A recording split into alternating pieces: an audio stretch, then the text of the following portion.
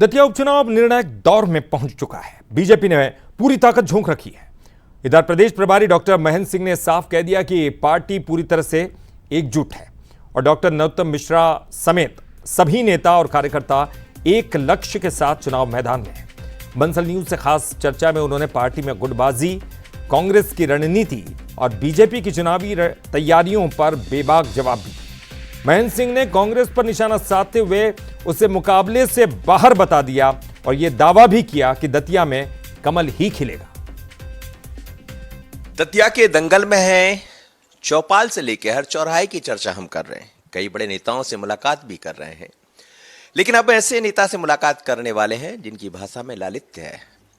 जब मंच से बोलते हैं तो कार्यकर्ता या जो सुनने वाले हैं वो एक तरह से वशीभूत हो जाते हैं, लेकिन चुनाव आता है तो चुनाव में बोलने का तरीका भी बदलता है।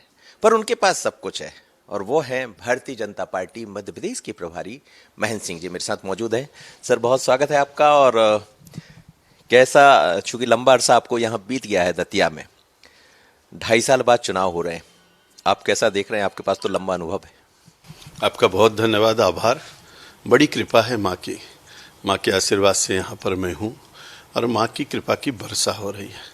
जनता जनार्दन का जिस तरीके का समर्थन मिल रहा है, जितना उत्साह कार्यकर्ताओं में देखने को मिल रहा है और संगठन का एक एक कार्यकर्ता जिस रूप में लगा हुआ है, उससे पूरी विधानसभा के अंदर भगवामय वातावरण दिखाई पड़ रहा है। और हमको लगता है कि निश्चित रूप से हर कोई व्यक्ति 30 तारीख का इंतजार कर रहा है कि जल्दी से 30 तारीख आ जाए और 1 नंबर वाली बटन को दबा दें और आशुतोष तिवारी को भारी मतों से यहाँ से विजयी बना दें।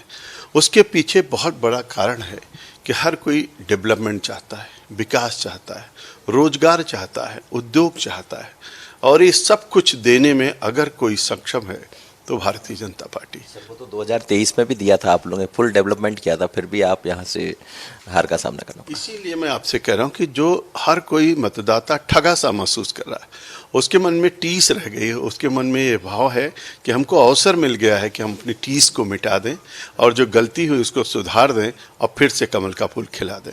ठगा सा तो दादा के लोग भी महसूस कर रहे हैं जब उनसे बात होती। दर्द भी है और दर्द के साथ शिकायतें भी है। जिस भाव और भावना के साथ नरोत्तम मिश्रा जी पूरी ताकत के साथ चुनाव में लगे, एक एक कार्यकर्ता जिस एकजुटता का साथ जुड़ा हुआ है, उससे प्रतीत हो रहा कि उनके लिए पार्टी और देश पहले है, अपना हित बाद में है। और इसलिए उनके मन में भाव है कि बीजेपी मेरी माँ है और बीजेपी मेरी माँ है, तो उस भाव और भावना के साथ तो पूरी ताकत से लगे हैं। और इसीलिए नामांकन में जब उन्होंने ये बात कहा था कि एक एक घर जाएंगे, हर चौखट तक जाएंगे और आशुतोष तिवारी को भारी मतों से विजयी बनाएंगे। दावे सबके हैं चुनाव के दौर में। बीजेपी अपना दावा करेगी, कांग्रेस अपना दावा करेगी, लेकिन जनता जनार्दन ही भगवान होती है। अब वो भगवान किसके लिए अपना द्वार खोलने जा रहे हैं तो इंतजार कीजिए। पर चुनाव में यही कहूंगा कि बहुत दिलचस्प है, बहुत अलग है, क्योंकि ये उपचुनाव है। आशीष खरे के साथ मनोज सैनी, बंसल न्यूज, दतिया।